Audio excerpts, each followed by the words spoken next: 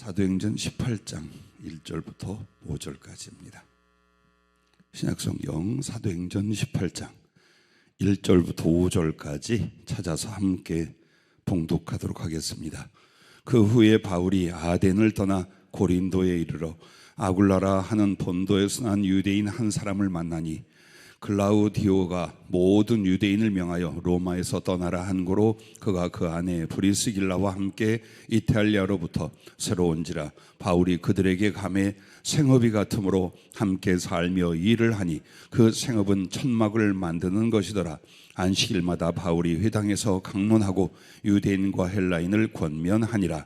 실라와 디모데가 마케도냐로부터 내려오매 바울이 하나님의 말씀에 붙잡혀 유대인들에게 예수는 그리스도라 밝히 증언하니. 아멘. 이렇게 기도하라 시리즈로 41번째 시간입니다. 역시 성령을 의지하여 주님께 말씀 주제와 제목을 부탁하니까 이렇게 말씀하셨어요. 한번 따라해 주시면 고맙겠습니다. 잘 먹고 일하라. 아마 나이를 먹어가면서 이런 말을 많이 하죠. 밥심으로 산다. 정말 맞는 말 같아요. 한 끼만 허기가 줘도 운동을 하거나 일을 할 때에 얼마나 힘이 없고 어려운가를 20, 30대에 못 느끼는데 점점 더 느껴요. 그 옛 어른들이 그냥 농담으로 했으려니 하는데 정말 먹는 만큼만 힘을 쓰고 먹는 만큼만 견뎌내는 걸 보게 됩니다. 우리의 육체나 이 삶을 물질 세계는 영의 원리와 영의 원칙을 위하여 형상적으로 만들어진 것입니다. 즉, 내 육체가 어떤 상황과 원리를 따라서 생존하고 에너지를 발산하고 무언가를 일하고 하는 것은 영혼이 그와 같다라는 뜻입니다. 그런데 실제로 나라는 주체의 주인, 가장 그 주관자는 누구냐? 영혼이란 말이에요. 그래서 내가 하나님의 일을 하든지 혹은 우리의 직업, 사업, 세상의 일을 하든지 똑같은 원리랍니다. 일단 영혼이 잘 먹어야 된답니다. 영혼이 잘 먹지를 못하면 육으로 일하는 것이든지 영으로 일하는 것이든지 하나님의 일을 하든지 세상적인 사업을 하든지 견뎌낼 수가 없답니다. 그래서 아마도 2020년 1월에 우리의 남은 인생이 하나님의 일을 하고 또 세상에서의 일도 감당을 하는데 이 감당을 할 때 어떻게 해야 되는 것인가? 잘 먹는 건 무엇이며 그 일을 잘 해낼 수 있는 건 무엇인가? 이 부분에 대해서 본문을 통해 말씀을 주고 계십니다. 자, 그러면 사람은 그래요. 먼저 먹어야 합니다. 먹지 않고는 절대로 일할 수가 없고 운동할 수가 없다. 영혼도 육신도 마찬가지다. 그러면 어떻게 해야 될 것입니까? 첫째, 주의 상에서 배부르게 먹어라. 주님의 상에서, 그 말은 우리에게 이미 차려놓으신 거룩한 진수성찬이 있어요. 그리고 주님도 그 자리에 와서 우리를 초청하십니다. 그런데 늘 주님만 혼자 드시게 하거나 우리를 기다리다가 주님도 외롭고 배고프게 만드는 일이 많다 이 말이에요. 그리고 육신적으로, 영적으로, 심령적으로 힘이 들고 지치고 실패하고 자신 없고 낙심하고 인생이 이게 아닌데, 주님 안의 삶이 이런 게 아닌데 왜 그럴까요? 지쳐서 그래요. 영혼이 줄이고 육신에도 영적 은혜의 힘이 공급이 되지 아니하면 아무것도 할 수가 없답니다. 더더군다나 하나님의 종이요 사명자요 주의 일꾼으로서 가면서 주님의 상에서 배부르게 먹지를 못했는데 부과된 책임과 일은 많아. 그래서 시험 들고 넘어지고 실패하는 거예요. 마땅히 하나님의 사람이 하나님께 영광을 돌리고 예배와 봉사로서 주의 일을 하는 건 너무나 당연한 것이에요. 그리고 나아가 또 우리에게 주어진 삶이 있어요. 이런 것들은 넉넉히 여유롭게 그리고 즐겁게 잘 감당을 해야 되는데, 아니 인생이 고해와 같고 너무 힘이 들다. 먹는 게 없어서 그렇답니다. 그러면 주님은 우리에게 무엇을 주십니까? 그 첫째가 사모함으로 말씀을 받으라라고 했습니다. 주의 말씀이 생명의 양식이요, 영혼의 만족이요, 영과 육의 에너지가 됩니다. 여러분이 그걸 믿으셔야 돼요. 신앙의 지식이라고 생각하면 안 돼요. 내게 주는 생명과 생명의 풍요로움, 그리고 그 생명력의 발산이 어디서 오냐? 내가 가지고 있는 말씀에서 나온답니다. 그래서 그 말씀은 그리스도요, 그리스도의 인격이요, 그리스도의 생명이요, 그리스도의 능력이요, 그리스도의 지혜라 그 말이에요. 그러므로 여러분과 내가 아무리 바쁘고 힘이 들고 지쳐도 하루에 정해놓은 시간 안에 그 말씀을 읽고 듣고 깨달아 적용하는 것이 매일 매순간 일어나야 된답니다. 수천 번 말을 해도 이게 실천으로 안 옮겨져요. 그러면 힘이 없는, 지치고 약하고 실패하는 교회 안에서와 교회 밖에서의 일들이 되고 만다라고 하셨습니다. 그래서 여러분에게 권면하는 건 성경을 읽는데 어떻게 읽어야 되느냐라고 말을 해요. 그래서 전 늘 이렇게 권면합니다. 다독과 정독을 해라. 다독은 성경의 내용을 이해하기 위해서 쭉쭉쭉쭉 읽어 나가시는 거예요. 하루에 20-30분이라도 몇 장이라도, 아니 한 장이라도 그렇게 하세요. 그리고 동시에 정독이라고 하는 말씀을 그야말로 먹는 거예요. 이 말씀의 내용과 배경과 단어와 줄거리와 뜻이 무엇인가를 상세히 살피며 그 속에서 하나님의 마음과 뜻, 은혜 혹은 내가 무엇을 어떻게 될 것인가를 깨달음, 그렇게 해서 그것을 하나하나 공부하고 연구하고 적용하는 것이 또 필요해요. 뿐만 아니라 설교로서 여러분에게 얼마나 잘 영상으로, 음향으로 녹음 또 이렇게 잘 돼서 기록이 되어 있지 않습니까? 얼마든지 여러분이 말씀 앞에 나가 이 말씀이 내 일용할 양식이요, 생명 양식의 우선이라는 믿음만 갖는다면 충분히 넉넉히 은혜를 공급을 받을 수가 있습니다. 만약 말씀이 부족하지요, 여러분에게 말씀이 궁핍해지지요, 그러면 기도가 꺾이고 예배가 의미가 없어지고 생각과 감정과 의지가 혼란이 와버립니다. 근데 왜 양식이라고 했냐? 매일매일 해야 되는. 내가 예전에 성경을 백독을 해서 아무 소용이 없어요. 내가 예전에 성경을 이만큼 열심히 읽고 그걸 붙잡고 기도해서 과거는 소용이 없어요. 왜? 나는 오늘의 존재예요. 오늘 하루를 존재해요. 그래서 하나님의 모든 은혜는 일용할 양식 하루예요. 그 하루가 계속 이어지면서 영생으로 이어져 가는 거예요. 어제 은혜 받고 옛날 은혜 받았다는 거 절대로 내세우지 마세요. 오늘 안 먹으면 너무 힘들더라, 지치더라, 나아가 죽어버리더라. 그래서 여러분이 말씀을 듣는 건 예배 시간에 설교, 그리고 함께 찾아보던 본문, 얼마나 기가 막히겠어요. 여러분의 영혼과 육신과 삶이 얼마나 핍절하고 궁핍했겠냐고요. 왜? 하나님은 모든 은혜의 머리를 말씀으로 주시게 되어 있어요. 그래서 여러분이 자꾸 말씀을 듣고 깨닫고 적용하면서 거기서 일어나는 믿음의 용기, 혹은 마음속의 구원의 감격, 주님은 사랑의 기쁨, 내 영혼을 작업하는 나와 나의 변화와 성수를 이뤄가는 그 주님의 손길, 그걸 자꾸 말씀 속에서 경험해 가야 돼요. 그리고 나면 세상에 두려울 게 없어요. 사람이 미울 것도 무서울 것도 없어요. 그냥 힘을 얻고 주님과 동행하는 그 담력과 은혜로 말미암아 나아가게 되어 있어요. 그게 말씀의 힘이에요. 그러므로 부디 여러분이 말씀을 받는 것을 매일 매 순간 있도록 하라는 것입니다. 오늘 주님과 나하고 단둘이서 그가 부르셨을 때에 그 식탁에 호젓하게 앉아 넉넉히 말씀의 양식을 배부르게 하는 이 시간이 있으셔야 돼요. 반드시 있어야 돼요. 주의 종이냐 아니냐, 사명자 뭐 이거 다 필요 없어요. 하나님의 사람에게는 반드시 그 영혼의 하나님 말씀의 양식으로 배불러야 한다. 즉 여러분이 말씀을 제대로 잡수신 건 어떤 결과가 오냐? 심령의 힘이 나야 돼요. 그 은혜의 힘, 거룩한 하나님과 함께는 주시는 거룩한 능력이 경험되어져야 말씀을 바로 먹은 거예요. 그냥 듣고 그냥 읽고 공부했는데 심령은 텁텁하니 아무 현상이 일어나지 않아요. 잘못 받은 거예요. 그래서 마음을 다하고 힘을 다하고 목숨을 다하고 뜻을 다하여 그 말씀이 아니면 난 살아갈 수가 없어 하는 마음으로 받아들이기를 매일같이 해라. 영혼 최고의 양식입니다. 주님의 그 임재와 소통도 여기에서 일어납니다. 기도가 잘 안 되는 것도 말씀이 없어서입니다. 모든 생각과 삶의 적용도 하나님의 말씀이 지혜와 능력으로 이끌어 주십니다. 그러므로 여러분이 세상에 나가 어떤 바쁜 일을 할지라도 항상 하나님 말씀을 기억하고 되새기고 다시 듣고 다시 읽어 그 말씀을 섭취하는 시간을 우선으로 갖기를 바랍니다. 오늘 이 본문에 보면 사도 바울이 아덴을 떠나 고린도 지역에 왔습니다.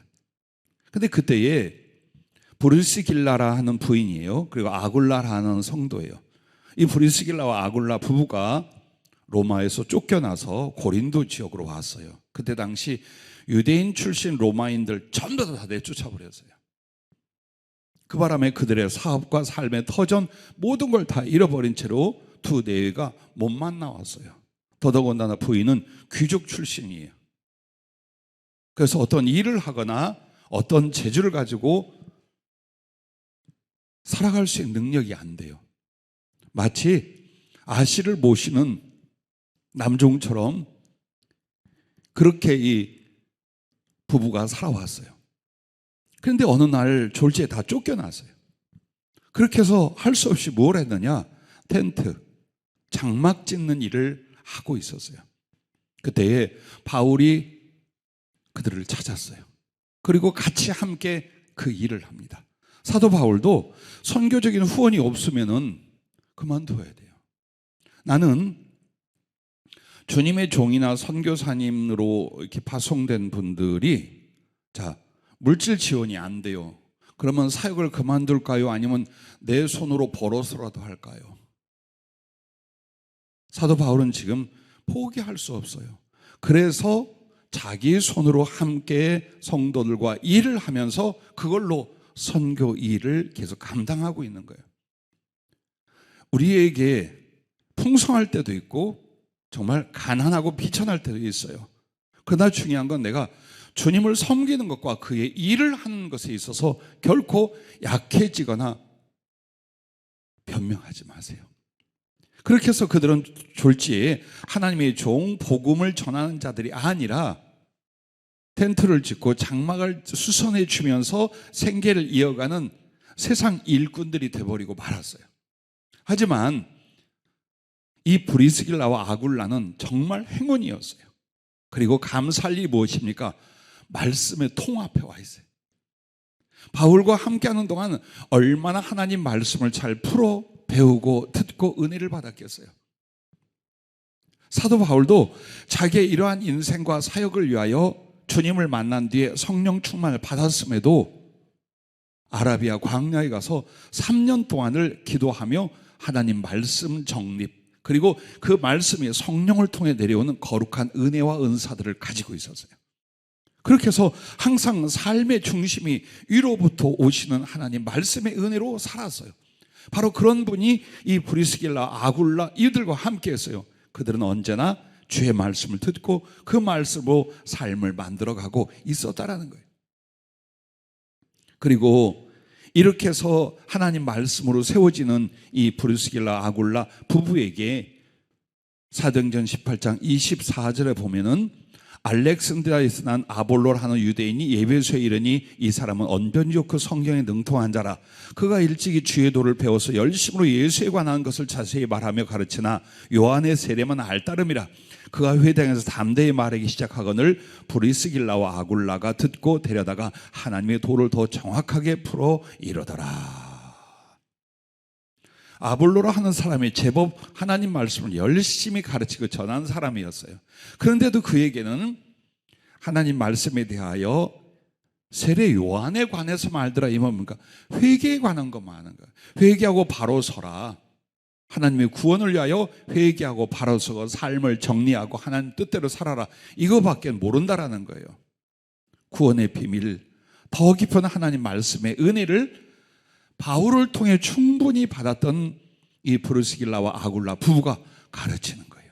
평신도가 어떻게 보면 사역자를 하나님 말씀을 나누기 시작을 하는 거예요. 그런데 아볼로도 보세요. 아주 겸손히 그들에게 말씀을 받아요. 그리고 그 은혜의 힘과 지혜를 가지고 더 나은 사역으로 옮겨가게 됩니다. 이처럼 교회에서 교육하는 성경 공부 시간이나 설교만이 아니라 항상 이 사도 바울과 그 주변 사람들은 제일 중심이 뭐냐? 말씀을 듣고 말씀을 받는 일이었던 거예요. 사도행전에 새롭게 만난 하나님의 종들이나 모든 하나님의 사람들에게 제일 큰 게 그들에게 생명을 주고 그들의 삶의 변화를 주고 그들에게 힘을 주는 게 뭐냐? 말씀을 듣는 일. 하나님 말씀이 흥황하여 세력을 얻었더라. 하나님의 말씀을 받으니 크게 기뻐하였더라.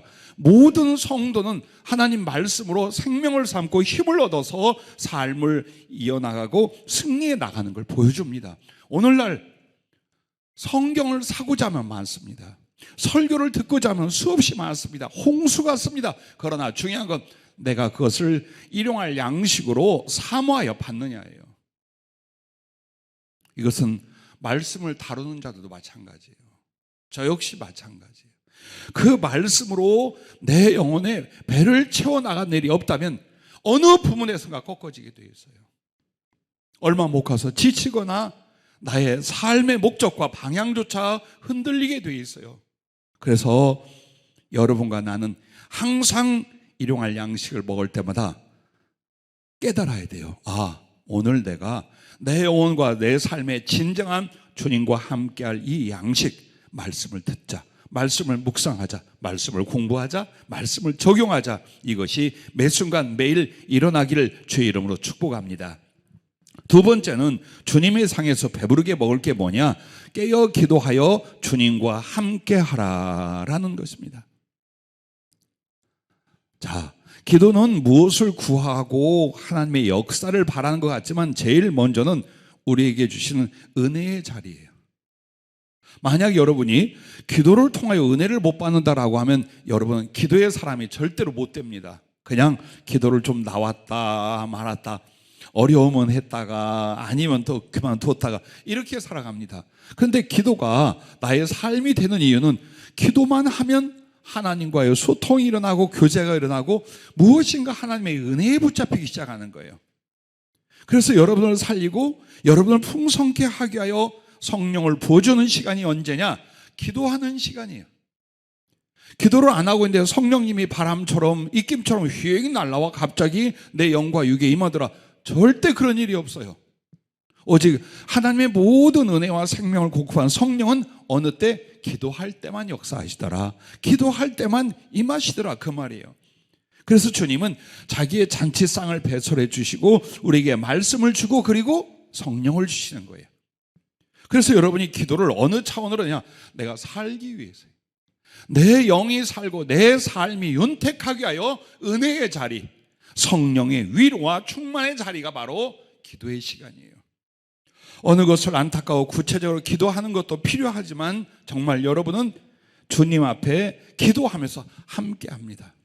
아주 향이 진동하는 향수 가까이 가면 향이 여러분에게 묻게 되어 있어요. 그처럼 여러분이 주님과 함께하는 기도의 시간은 그 주님의 향이 혹은 주님의 생명이, 주님의 양식이, 주님의 은혜가 나한테 알게 모르게 스며들게 되어 있어요. 그래서 여러분이 말씀으로 생명 양식을 삼듯 기도 자체 안에서 성령의 양식, 성령의 은혜를 받고자 매 순간 매 시간을 정해 놓으셔야 합니다. 우리는 다니엘이 3번씩 작정하여 기도하였더라. 정말 하나님을 경외하고 기도에 열심인 사람. 그런데 그는 이렇게 생각할 수 있어요. 잡혀간, 종된, 포로된 그 지역, 모든 문화와 정치와 상황이 우상 숭배와 하나님을 저버릴 그 위치에서 3번씩 기도하면 못 살겠는 거예요. 3번씩 기도해서 믿음과 하나님의 위로와 영적 교통이 없이는 살 수가 없었던 거예요. 그래서 3번씩 들어갔어요. 이 사도행전 18장 이전 사도행전 16장에 보면 소아시아 지역에서, 즉 지금의 터키 지역에서 교회를 세우고 열심히 복음을 전하다가 성령께서 그만해라, 그만해. 그래도 잘 나가니까 계속 합니다. 이게 주의 종이나 성도들에게 고질병이에요. 하나님의 뜻을 뭘로 보느냐? 세상에서 잘 되면 이게 하나님 뜻이다 보는 거예요. 근데 뭐가 막히면 하나님의 뜻이 아니라고 또 생각하는 거예요. 그렇지 않아요. 하나님께서 우리들의 보기에 잘 되면 다 하나님의 축복이고 하나님의 뜻이고, 뭔가 잘 안 되고 어려우면 전부 다 하나님의 징계나 하나님의 뜻이 아니다라고 생각하는데, 바울도 좀 그런 경향이 있었나 봐요. 그러다가 결국에 하나님의 성령의 역사가 끊어지기 시작을 해요. 그리고는 환상으로 주님이 다시 한번 보여주셔요.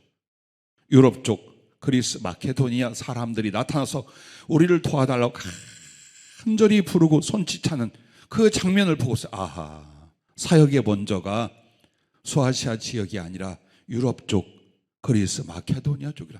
그리고 그리로 넘어갑니다. 넘어가서 사람들 만나 말씀을 전하는데 더 갈급하고 마음속에 힘든 게 있어요. 기도할 장소가 없어요. 항상 거하던 곳은 늘 예배나 말씀을 전하며 기도할 장소가 있는데, 그 처음 간 지역에, 그래서 기도할 장소를 찾아가다가 또 사람들을 만나 복음을 전하더라는 내용이 사도행전 16장에 보면, 주님의 제자들도 성령을 받고 복음을 전할 때에 항상 3시, 9시, 6시 등등에 기도하는 시간에 성전에 올라가 기도하더라라는 내용이 나와요. 즉 생활이 되어 있어요. 작정 기도가 아니고 항상 매일 언제는 다른 거 안 하고 하나님 앞에 기도만 하겠다는 것이 사도들과 초대교회 성도들에게는 너무나 자연스러운 신앙생활로 되어 있었어요. 여러분과 나에게도 항상 희생시키는 게 예배와 기도예요. 이 못돼 먹은 습관 좀 보세요. 다른 일은 먼저 해요. 그건 꼭 해야 돼. 내가 즐기거나 돈을 벌거나 학교를 다니거나 하는 건 꼭 해야 돼. 이건 안 하면 안 돼. 그런데 그러기 때문에 시간이 없다, 피곤하다면 뭘 없애요? 기도를 줄이거나 예배를 빼먹거나 이 짓을 하는 거예요. 그러면서 하나님께 복을 받고 하나님을 사랑하고 하나님께 쓰임받다고. 이게 아닌데. 동시에 우리는 먹지 못하면서 일은 많이 하러 다니는 사람같이 돼버려요. 그래서 우리 하나님 앞에 나아가서 기도하는 시간을 정해라. 그리고 그 기도 속에 성령으로 깨어있는 건요, 단지 이걸 해주세요, 이게 고맙습니다가 아니에요. 마음과 마음의 소통이 일어나기 시작을 해요. 성령의 감화와 격려와 위로와 치유와 은혜는 그렇게 주님과의 소통에서 일어나게 되는 거예요. 여러분은 기도로서 성령의 은혜를 먹고 마실 수 있기를 바랍니다. 세 번째는 이 부분을 이야기를 하셔요. 영적 사랑의 교제가 있게 하라. 즉 하나님의 사람들은 홀로 부름을 받은 게 아니에요. 누군가들과 함께 서로 사랑하며 돕게끔 되어 있어요. 그게 신앙생활, 그게 하나님의 뜻을 쫓아 사는 인생이에요. 그래서 여러분과는 홀로 있어 거룩하지 않은 사람이 어디 있겠어요. 그런데 홀로 있지 않고 세상으로, 사람들 가운데로 자꾸 들어가게 만들어요. 그리고서 그 속에서 우리는 상처도 받고 어려움도 겪고 은혜도 입고 사랑도 하고 이렇게 일을 가는데, 정말 여러분과 내가 하나님의 은혜로 배부른 세 번째가 뭐냐? 사람을 구별해서 만나되, 누구나 다 만날 수 있지만 영적인 사람들과의 우정을 나누는 것, 사랑의 교제를 갖는 것이 그만큼 중요하답니다.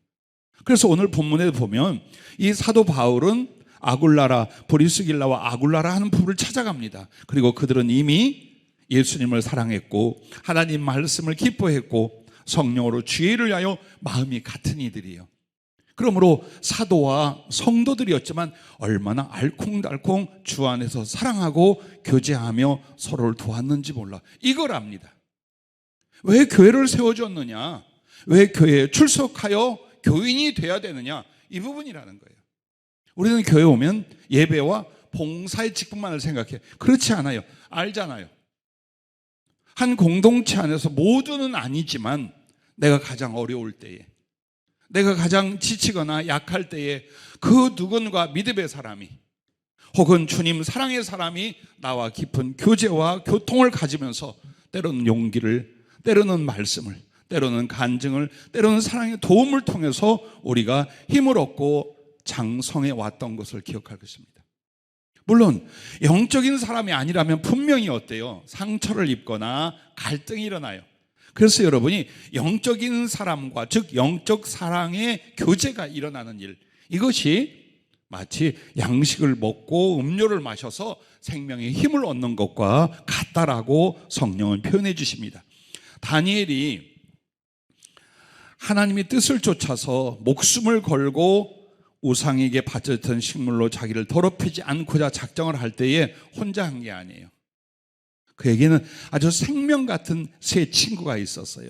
하나냐, 미사엘, 아사랴라 하는, 정말 자세히 설명은 안 되지만 같은 세 친구가 있어요. 네 사람이 한 마음 한 몸 되어서 서로 하나님의 뜻대로 격려하고 기도하고 힘주고, 나중에는 정치를 하고 등극하여 관리가 될 때도 서로 도와서 아주 바벨론, 페르시아의 큰 일을 다 맡아 합니다. 이처럼 여러분과 나에게는 홀로 주님과 나 사이만 있는 게 아니에요. 주의 종과 사랑하는 우리 성도들 사이에서의 영적 교제, 사랑, 이것이 또한 음식이 되듯 능력이 되고 힘이 되어준다. 그러므로 이 세 가지를 통해서 여러분이 먼저 주님의 상에서 배부르게 먹는 것이다, 그걸 말씀을 해요.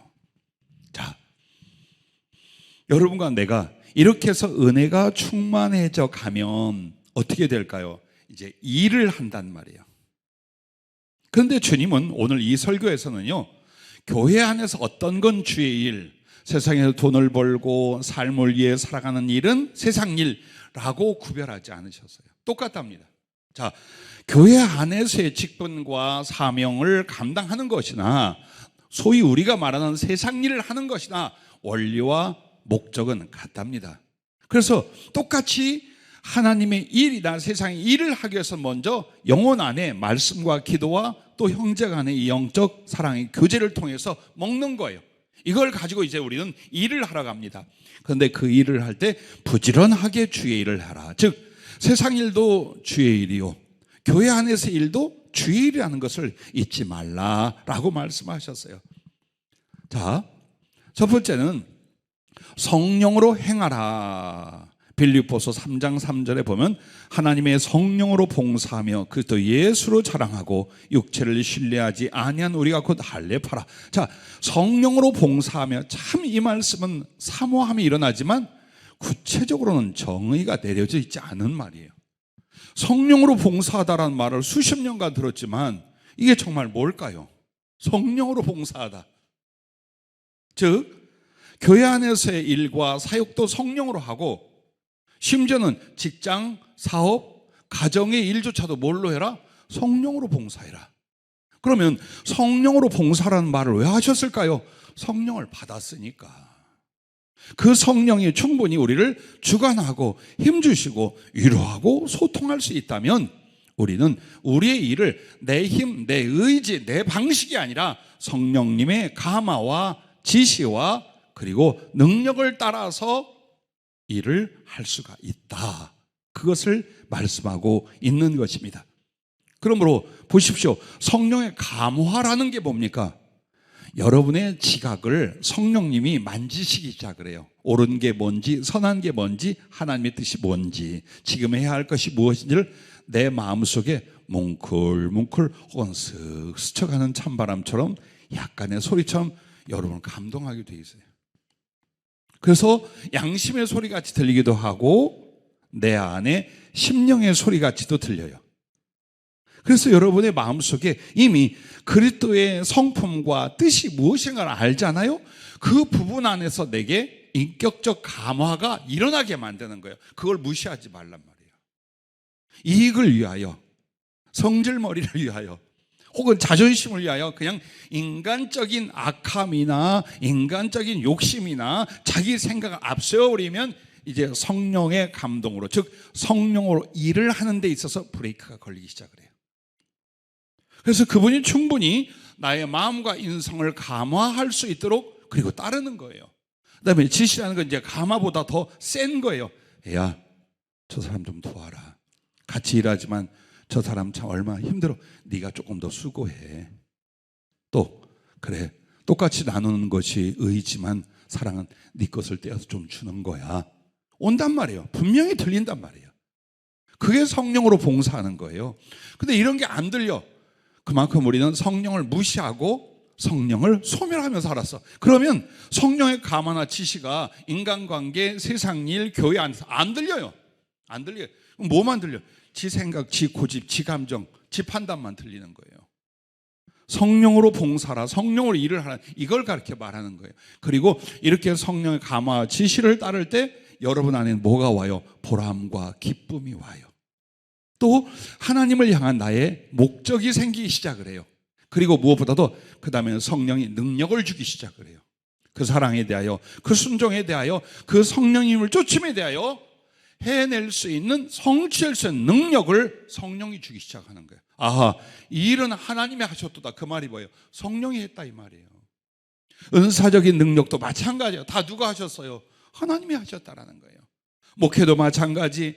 하다못해 한 영혼을 돌보고 위로할 때도 성령이 아니시면 안 돼요. 그리고 얼마 못 가요.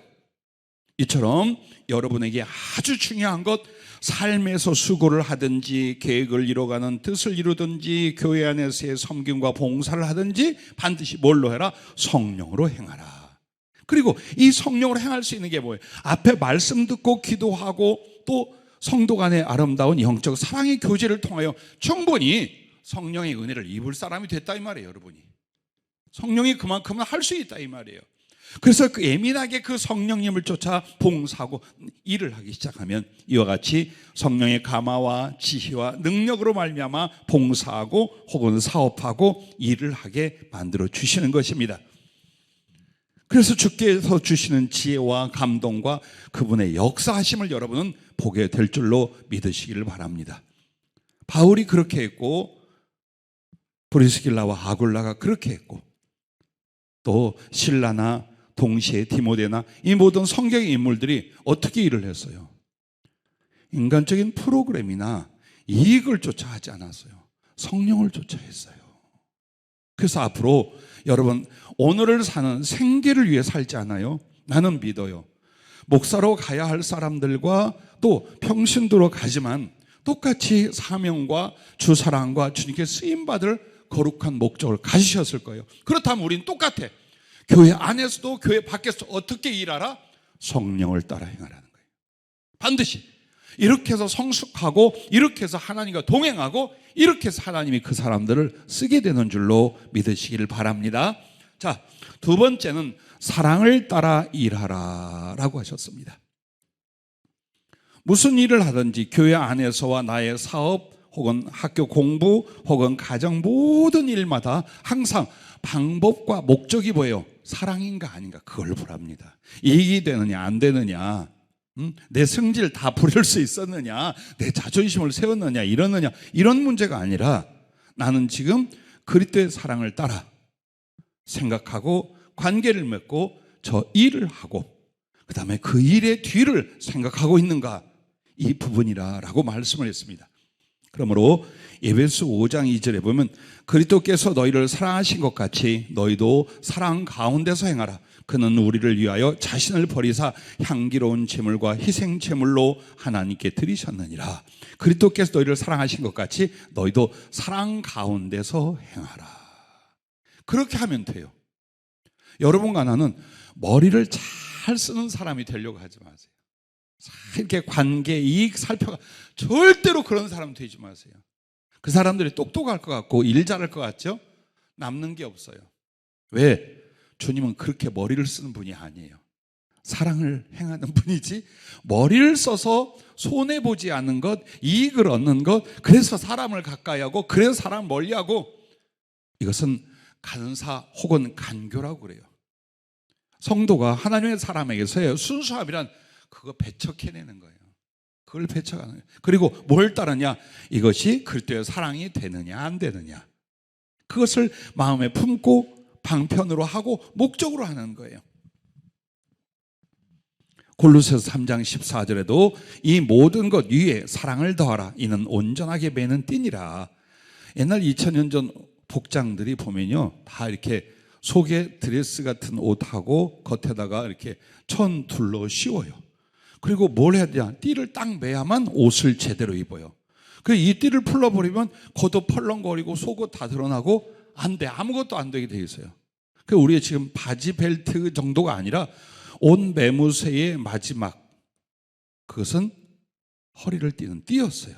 근데 내가 긍휼도 베풀고 지혜도 나누고 봉사도 하고 일도 하고 돈도 벌고 다 한단, 가정도 꾸리고 다 한단 말이에요. 근데 이 모든 것들을 꽁꽁 제대로 싸매는 허리띠는 사랑이어야 한다. 방법에 대해서 말하는 거예요. 모든 일의 방편, 내용은 사랑이 되게 하라. 오직 그걸 우리에게 말씀하는 거예요. 그래서 여러분과 나는 성공지향적으로 가지 마세요. 잘 되는 것, 더 많이 모으는 것을 목적으로 절대로 살지 마세요. 무엇을 목적으로 해야 돼요? 그리스도의 사랑을 일으키고 나누고 성취하는 것이었나? 아니면 나 혼자 쌩쌩거리며 나의 이기심으로 그 일을, 그런 인생을 살았나? 이걸 우리가 구별하셔야 되는 거예요. 목회도 마찬가지예요. 목회도 좀 더 낮고 좀 더 크고 무슨 의미가 있겠어요? 내게 그리스도의 사랑을 품고 내 성도들과 동질과 나누지 않는다면 그 일이 무슨 유익이 있겠어요? 이처럼 성령으로 행한 다음에는 사랑을 따라 일하는지 아닌지를 우리도 살펴보라 하셨습니다. 그러므로 주님을 위한 사랑이 목적이 되고 방편되고 심령이 되게 할 때, 제일로 원망과 불평, 허영과 다툼이 없어질 거랍니다. 내게 있어서. 그리고 주님의 영광과 자신의 행복이 되는 것이 바로 사랑을 쫓아한 일들이랍니다. 자, 이렇게 할 때 주님이 얼마나 형통하게 하시겠어요? 얼마나 기뻐 동참하며 지원하시겠어요? 그걸 생각해야겠죠. 세 번째는 감사함으로 충성하라 라고 하셨습니다. 충성이란 말은 여러분 다른 게 아니에요. 성실한 거예요.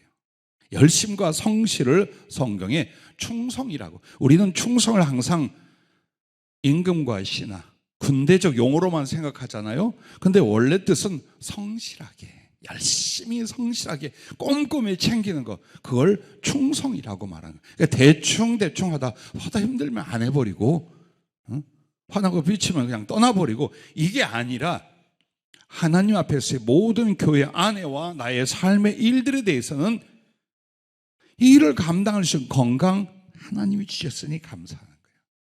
또 무언가 봉사가 됐든 사업이든 일거리가 있으니 이 또한 감사하는 거예요. 내가 남을 섬기고 배려하는 것도 하나님의 은혜니 감사한 거예요. 뿐만 아니라 사람을 만났어요. 모난 사람, 동그란 사람, 별 사람을 다 만났어요. 그런데 이 만남도 주님이 허락하고 주님이 이끌어 주신 걸로 감사하라 이 말이에요. 그래서 여러분이 정말 눈이 열려 모든 것이 하나님의 은혜라고 깨닫게 되면 여러분 마음속에 주님을 위한 기쁨이, 그리고 그 감격이 얼마나 크겠습니까? 그러므로 교회 안에서와 기도를 통해 이루어진 일만 감사할 것이 아니라 삶 자체가 교회 안이나 밖이나 모든 일들 속에서 여러분은 감사한 마음으로 그 일과 삶을 대하랍니다. 그렇게 되면 결코 어떤 상황에도 낙심하지 않을 것이며 헛된 욕심을 넘어서게 될 거랍니다.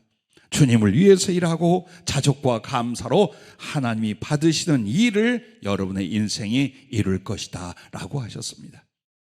그래요. 어떻게 보면 우리에게도 철학이 있고 사상이 있고 가치관이 있어야 돼요.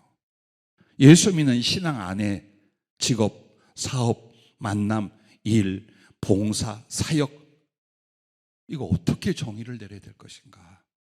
어떻게 우리는 거룩한 가치관을 가져야 될 것인가?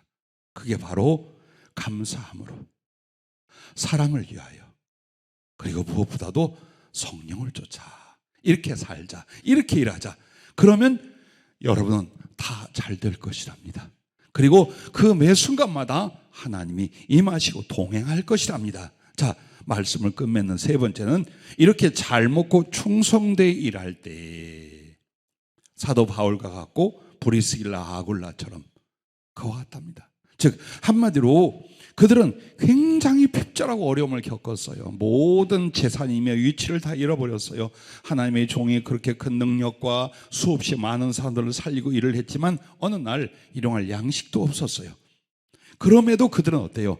그 난관을 이기고 감사하며 아름다운 말씀과 기도와 복음 전파와 사랑을 이루어갑니다. 그리고 그들의 인생을 이제 보여줍니다. 첫째, 목적이 분명해지고 반드시 그 목적을 성취한다라는 겁니다. 성경에 이런 말씀이 있어요. 좌로나 우로나 치우치지 말고. 이 말이 뭘까요? 목적을 이뤘다는 거예요. 네 목적이 무엇이냐? 주님이 내게 주신 어떤 일들, 혹은 그걸 통한 주님에 대한 사랑, 그리고 주님 나라에서 무엇보다도 그 사랑을 주님과 함께 나눔, 이게 내 목적이다. 그러면 생활을 그렇게 해야지.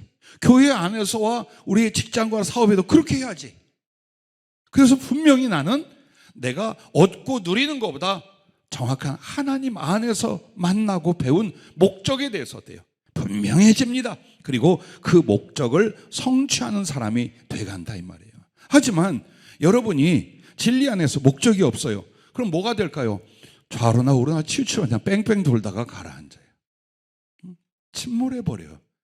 내 삶이 사역이라는 게 나의 삶의 모든 것들이 그렇게 되어버릴 수밖에 없다는 거예요. 그래서 여러분과 나에게 목적이 분명해지고 반드시 그 목적을 성취한다는 말씀처럼 좋은 기쁜 은혜가 없습니다. 그럼 왜 그럴까요? 위로부터 은혜가 계속 공급이 되기 때문이에요. 그러므로 진리와 은혜의 충만함을 입고 가니 이 사람에게 목적이 흔들릴 수가 있겠습니까? 두 번째는 지치거나 패배하지 않고 반드시 이기고 또 이긴다라고 하셨습니다. 우리가 지치거나 실패하는 일이 환경의 어려움 때문이 아닙니다. 우리의 심령과 믿음의 가치관 때문입니다.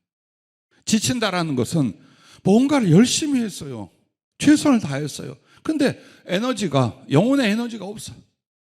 아무것도 할 수가 없게. 왜? 먹지는 않고 일만 한 거예요. 먹어야 되는데 먹지를 않고 일만 하는 거예요. 그래서 그런 일이 벌어집니다. 실패는 하나님의 응원과 하나님의 지원이 아닌데 내 힘 가지고 내 요령 가지고 내 마음대로 해보려고, 그래 실패가 오는 거예요. 그러나 이렇게 말씀과 기도와 영적 사랑의 교제를 통하여 충분히 하나님의 은혜를 공급받고 있어요. 그렇다면 지치겠습니까? 그래서 제가 혹시라도 여러분을 외지로 보낼 때 우리가 항상 이렇게 만나 똘똘 뭉쳐 있을 수 있지만 각자 주님이 부르심 혹은 맡기신 사역과 사명을 인하여 아주 오지나 고된 곳이나 더 큰 역경 속에도 우리가 갈 수가 있고 설 수가 있잖아요. 그때 여러분은 어떻게 이겨나가겠어요? 맨손으로 깡으로 죽기 살기로? 아니요. 위로부터 은혜가 공급되면 돼요. 하나님의 말씀이, 성령의 위로가, 그리스도의 사랑의 교통이, 그래서 때로는 주님께서 좋은 믿음의 동지들을 만나서 으쌰하고 갈 수 있게, 그러면 어디를 가든지 여러분 해낼 수가 있어요. 절대로 지치거나 패배하지 않습니다. 다만 세월이 갈 뿐이지. 그 속에서 우리가 어떤 사람으로 서 있느냐, 이것이 주님의 열매예요. 이 사람들에게 이 사도행전 18장에서 만난 이 사람들이 몇몇 이름이 계속 나와요. 다 이들이 누굽니까? 그렇게 먹고 그렇게 일했다는 거예요. 이 사람들이 전부 다 그렇게 했다는 거예요. 이처럼 오늘 우리도 마찬가지입니다. 패배하고 지치는 일은 은혜 받는 일이 없기 때문에, 부어지는 그 사랑과 하나님의 힘이 없기 때문에. 그러나 내가 충분히 공급을 받는다면 지칠 일이 있겠는가? 나이 먹고 늙는다고 지치겠습니까? 가난하다고 지치겠습니까? 일이 지연이 된다고 지치겠습니까? 아니요. 내 안에는 끝없이 그리스도의 사랑이, 그 살아 역사하는 거룩한 힘이, 그리고 그분으로 말미암아 주시는 비전과 소망이 계속 나를 이끌어가는데 지치거나 낙심하거나 패배하겠습니까? 그렇지 않단 말이에요. 세 번째는 하나님의 은혜를 공급받고 주의 뜻을 함께 이루게 된다라고 하셨습니다. 하나님의 갖가지 은혜를 공급받고 그 주님과 함께 주님의 뜻을 같이 이루게 된다. 결국 주님과 나의 협업이 되게 만들어주세요. 내가 뭘 해도, 사업이나 물질적 일을 해도 주님과 나의 협업과 공역이 되게 하고, 또 교회 안에서 사명과 소위 말하는 복음을 위한 일에도 협업과 공역이 되게 그렇게 만들어주시는 거예요. 왜? 그렇게 먹는 게 바로 그리스도를 소유하고 경험하고 그리스도를 따르는 것이었던 거예요. 그것이었던 거예요. 그렇다면 우리가 말하는 소위 교회 안에서의 사명도, 그리고 내 인생의 어떤 일과 사업에서도 여러분과 나는 주님과 함께 동행할 것이요, 주님을 위한 주님의 일이니 그분이 함께 하리라는 약속을 이렇게 주고 계신 것입니다. 자, 퀴즈입니다. 여러분이 잘 아는 주님이 붙잡히시고 고난받은 날 마지막에 제자들에게 풀어 말씀하시는데 뭘 하셨습니까? 만찬을 나눴죠. 근데 그 만찬은 한 번이었겠습니까? 매일 밤이었겠습니까? 매일 했죠. 3년 동안 매일 한 거예요. 그날만 한 게 아니에요. 매일 저녁 되면. 그럼 묻습니다, 여러분. 아니, 수고도 하고 일도 다 하고 이제 자면 되지 왜 저녁은 왜 먹습니까? 내일의 수고를 위해서요. 그런데 주님과 제자들의 그 만남 속에서의 그 만찬은 어디로 이어졌어요? 십자가의 주님의 고난으로 이어진 거예요. 그들에게 나누던 떡 대신 주님의 살을 찢어줬고, 마시던 포주 대신 당신의 피를 쏟아주었어요. 그러므로 주님이 우리를 부르시는 그 만찬, 그 자리가 어디냐? 십자가 앞이더라고 말이에요. 주님께 나와 말씀을 받으니 그 살을 먹는 것이요, 기도하니 성령으로 그의 보혈을 받는 것이요, 이 배부름으로 말미암아 육신적인 사업이나 영적인 사명이나 등이 감당할 수 있는 거예요. 그 잊지 말래요. 그 저녁 만찬이 있으므로 내일 모레 주님의 제자들은 다 성령과 말씀에 충만하여 이 거칠고 악한 세상에서 믿음의 승리, 복음 전파, 사명의 승리를 이루어냈답니다. 그리고 주님 나라에 가서 뭘 하고 있을까요? 또 만찬을 하고 있답니다. 육신과 세상의 것이 아니라 바로 하늘에서 난 새 포도주를 가지고 우리가 올려보낸 주님을 향한 모든 사랑의 마음과 수고가 하늘의 새 포도주로 준비되어 있어요. 그래서 주님 보좌 앞에서 베푼 그 만찬상에서 마음껏 지난 날을 추억하고, 또 주님께서 설계해 주신 하나님 나라를 누리면서 그 만찬의 자리가 천국이랍니다. 오늘도 우리는 먹고 마시는 주 안에서가 먼저예요. 수고나 충성이나 일이 먼저가 아니고 사업이 먼저가 아니다. 이걸 통해 주님이 있어야 하고 주님의 은혜가 있어야 하고, 그래서 내가 가는 길과 하는 일도 내가 먹고 마시는 주님, 내 안에 계시고 나를 기뻐하는 그 주님이 이루게 하실 줄로 믿습니다. 기도하겠습니다.